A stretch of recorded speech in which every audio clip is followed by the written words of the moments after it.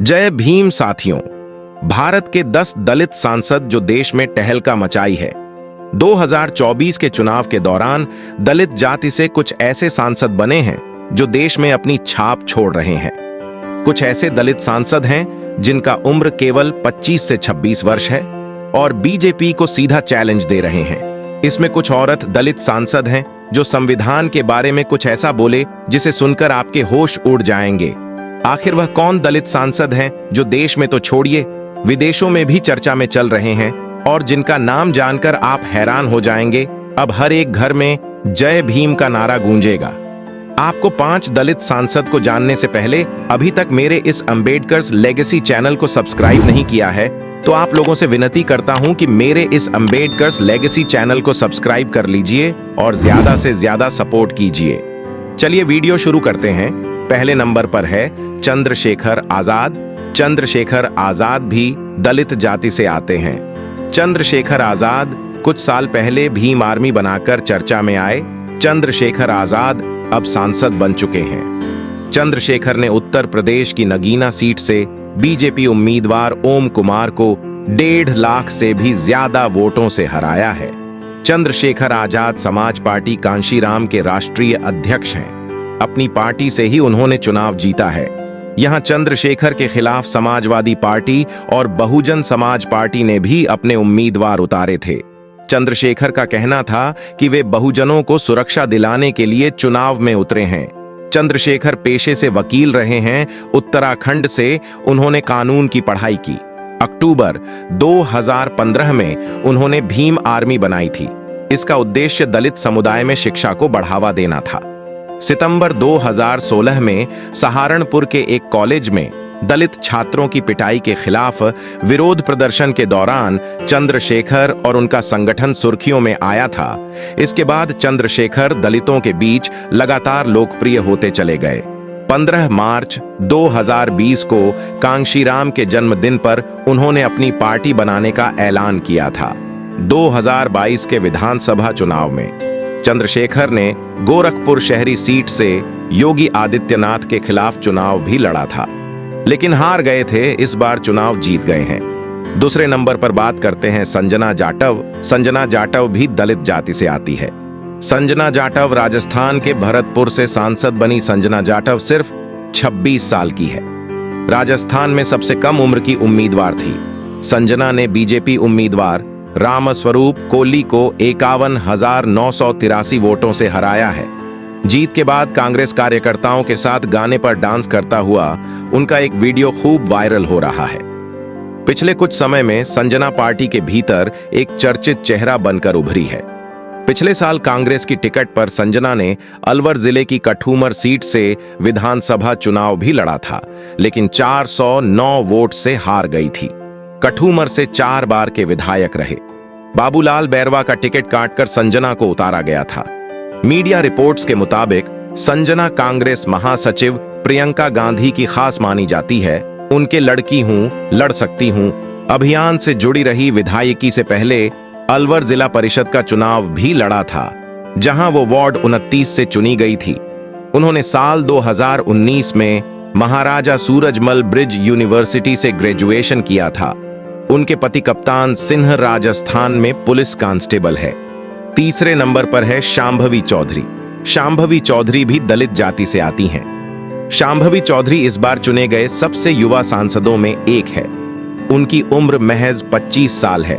बिहार की समस्तीपुर लोकसभा सीट अनुसूचित जाति के लिए आरक्षित है। शांभवी पासी जाति से ताल्लुक रखती है। उनके पिता अशोक चौधरी बिहार सरकार में मंत्री है और मुख्यमंत्री नीतीश कुमार के करीबी माने जाते हैं। शांभवी ने बिहार सरकार के ही सूचना जनसंपर्क मंत्री महेश्वर हजारी के बेटे सनी हजारी को चुनाव में हराया। उनको 1,87,000 वोटों से जीत मिली है। सनी हजारी कांग्रेस से जुड़े हैं। पटना के नोट रेडम एक आर्मी से। स्कूली पढ़ाई के बाद शांभवी ने दिल्ली विश्वविद्यालय के लेडी श्री राम कॉलेज से ग्रेजुएशन किया।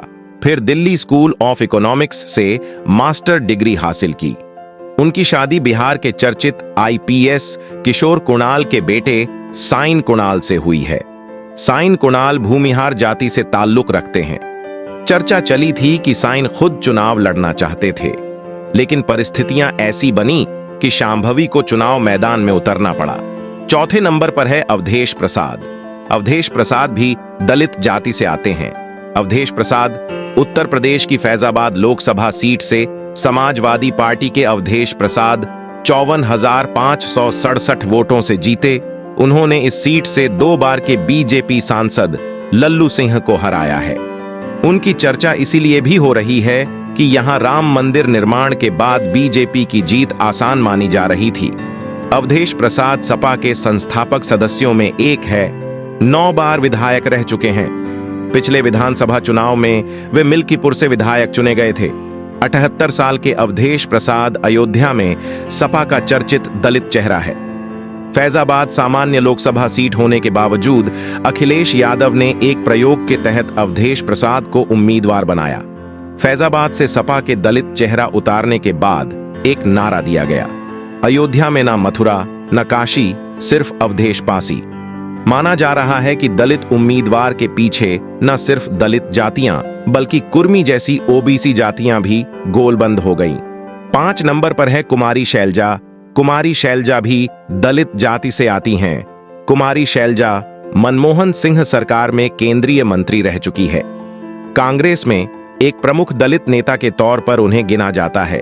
शैलजा एक बार फिर हरियाणा की सिरसा लोकसभा सीट से सांसद चुनी गई है। उन्होंने बीजेपी के अशोक तंवर को 2,67,826 वोटों से हराया है। पिछले लोकसभा चुनाव में वो अंबाला से हार गई थी। शैलजा के पिता चौधरी दलवीर सिंह हरियाणा कांग्रेस के अध्यक्ष रह चुके थे। 1990 में महिला कांग्रेस से राजनीति शुरू करने वाली शैलजा कई बार केंद्रीय मंत्री रह चुकी हैं। पहली बार 1991 में सिरसा से ही लोकसभा पहुंची थी। तब उन्हें नरसिम्हा राव सरकार में केंद्रीय शिक्षा राज्य मंत्री बनाया गया था।